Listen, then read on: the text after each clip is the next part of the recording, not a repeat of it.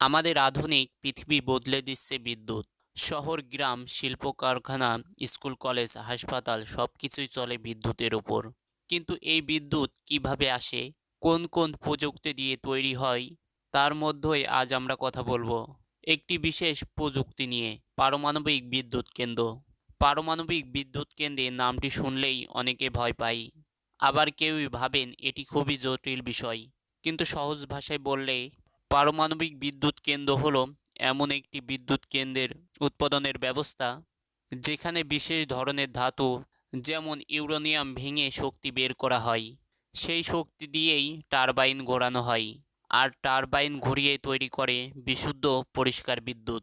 এখন আসুন ধীরে ধীরে সহজ ভাষায় বিষয়টি বোঝার চেষ্টা করি। আমাদের চারিপাশের সব কিছুর ভেতরেই আছে ক্ষুদ্র ক্ষুদ্র কণা, যা চোখে দেখা যায় না। এই ক্ষুদ্র কণা বা পারমাণবিকের ভেতরে জমা থাকে বিশেষ শক্তি। যখন এই পারমাণবিক কেন্দ্র বা নিউক্লিয়ার ভাঙা হয়, তখন বের হয় অদ্ভুত এক শক্তি, যাকে বলে পারমাণবিক শক্তি। এই শক্তি খুবই বেশি, এত বেশি শক্তি যে মাত্র 1 কেজি ইউরেনিয়াম থেকে লাখ লাখ কেজি কয়লা পোড়ানোর শক্তি পাওয়া যায়। এই কারণেই পারমাণবিক বিদ্যুৎ কেন্দ্রকে বলা হয় উন্নত প্রযুক্তি শক্তিশালী বিদ্যুৎ সমাধান।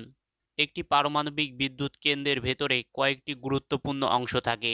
রিঅ্যাক্টর, যেখানে ইউরেনিয়াম ভেঙে শক্তি তৈরি করে। সিস্টেম জেনারেটর, যেখানে তাপ থেকে বাষ্প তৈরি হয়। টারবাইন, যা বাষ্পের চাপেই ঘোরে।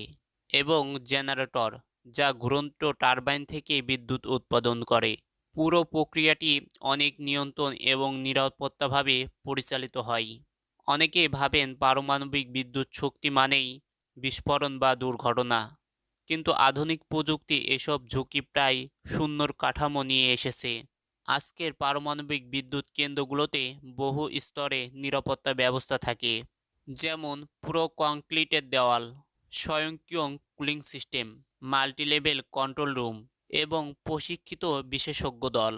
একটি কথা মনে রাখা জরুরি, বিশ্বের অনেক উন্নত দেশ যেমন যুক্তরাষ্ট্র, ফ্রান্স, জাপান, চীন, রাশিয়া বহু বছর ধরে পারমাণবিক বিদ্যুৎ কেন্দ্র ব্যবহার করেছে।